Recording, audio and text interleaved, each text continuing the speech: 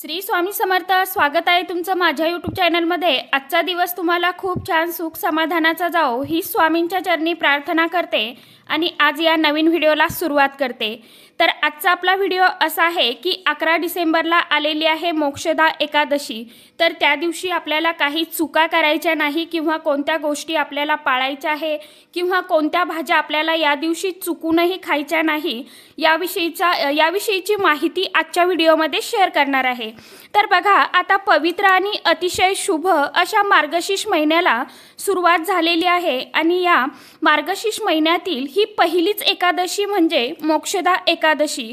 तर या मोक्षदा एकादशीच्या दिवशी आपल्याला घरामध्ये काही गोष्टींचं विशेष पालन करायचं आहे। त्याचबरोबर घरामध्ये काही भाज्या ज्या असतात तर त्या घरामध्ये या दिवशी अजिबात चुकूनही सुद्धा ग्रहण करायच्या नाही किंवा घरामध्ये देखील बनवायच्या नाहीत। यामुळे भगवान श्रीहरी विष्णुदेव आणि माता लक्ष्मी आपल्यावरती नाराज होऊन याचा दुष्परिणाम आपल्याला आपल्या कुटुंबातील व्यक्तींना भोगावा लागत असतो। कारण मार्गशीर्ष महिना हा श्रीहरी विष्णुदेवांना आणि माता लक्ष्मीला समर्पित मानला जातो। त्याचबरोबर या मार्गशीर्ष महिन्यामध्ये माता लक्ष्मीची आणि श्रीहरी विष्णुदेवांची विशेष पूजा सेवा करण्याला अनन्यसाधारण महत्त्व आहे। धार्मिक शास्त्रामध्ये सांगितलं गेलं आहे की त्याचबरोबर एकादशी तिथी ही भगवान श्रीहरी विष्णुदेवांना समर्पित मानली जाते। यामुळे ज्या ठिकाणी श्रीहरी विष्णुदेव निवास करतात तिथे माता लक्ष्मी ही प्रसन्न असते। त्यामुळे जर श्रीहरी विष्णुदेव प्रसन्न झाले तर माता लक्ष्मीची आपल्यावरती, आपल्या घरावरती, आपल्या कुटुंबावरती अखंड कृपा आशीर्वाद आपल्याला प्राप्त होतो। यामुळे जर कळत न कळत आपल्या हातून काही चुका घडल्या तर त्याचे सर्व दुष्परिणाम आपल्याला भोगावे लागत असतात। त्यामुळे या एकादशीच्या दिवशी आपल्याला काही विशेष गोष्टींची काळजी ही आवर्जून घ्यायची आहे किंवा या चुका आपल्याला अजिबात करायच्या नाहीत। त्याचबरोबर आपल्याला घरामध्ये काही भाज्यांचं देखील सेवन या दिवशी अजिबात करायचं नाही। तुम्ही हे व्रत करत असाल किंवा व्रत करत नसाल तरीही या भाज्या घरामध्ये खायच्या नाही। तर अशा नेमक्या कोणत्या भाज्या या दिवशी खायच्या नाही याविषयीची संपूर्ण माहिती तुमच्याबरोबर मी आजच्या व्हिडिओमध्ये शेअर करणार आहे। त्यामुळे व्हिडिओ कुठेही स्किप न करता शेवटपर्यंत नक्की बघा। चॅनलवरती तुम्ही जर हा व्हिडिओ पहिल्यांदा बघत असाल तर चॅनलला नक्कीच सबस्क्राइब करा आणि असेच नवनवीन माहितीपूर्ण व्हिडिओ बघण्यासाठी बेल आयकॉनलाही प्रेस करा।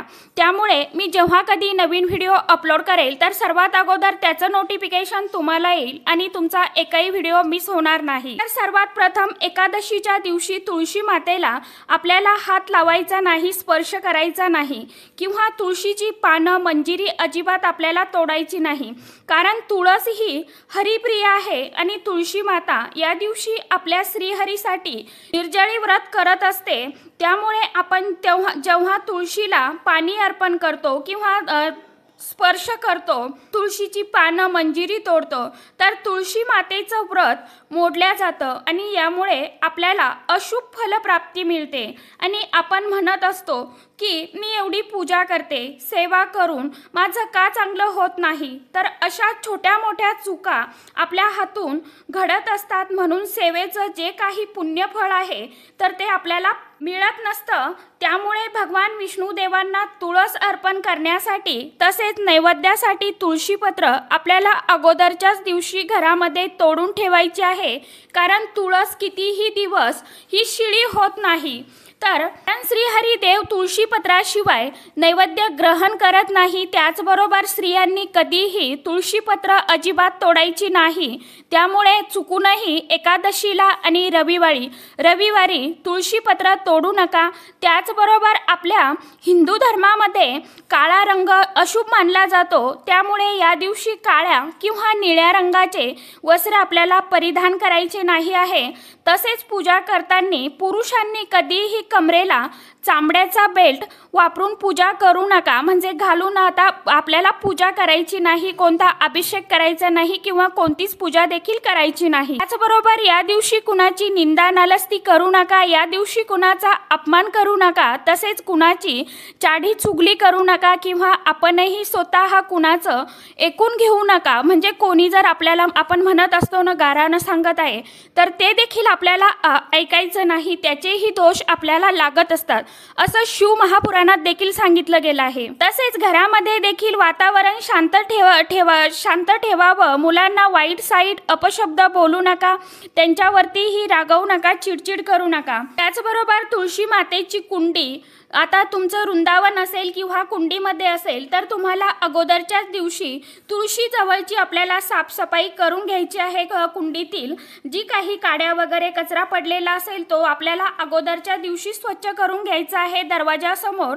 अडगळ, चप्पल, बूट आपल्याला झाडू उलटे पालटे ठेवायचे नाही। याचं कारण म्हणजे माता लक्ष्मीला आपल्या घरामध्ये प्रवेश करण्याला अडथळा निर्माण करत असतो आणि माता लक्ष्मी घरामध्ये प्रवेश न करता बाहेरूनच माघारी निघून जाते।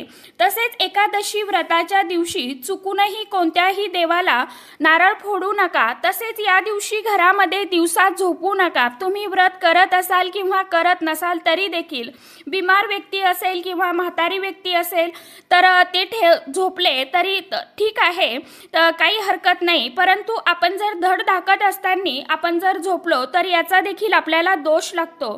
तसेच आपण या दिवशी घरामध्ये व्रत करत असाल तर आपण जो उपवास करतो तर फराळासाठी जेव्हा पदार्थ बनवत असतो आणि खातो तर ते आपले उष्टे पदार्थ चुकूनही कुणाला द्यायचे नाही। असं म्हटलं जातं की आपल्याला तो उपवास घडत नाही, त्या व्यक्तीला त्याचं अर्धफळ पुण्य प्राप्त होतं।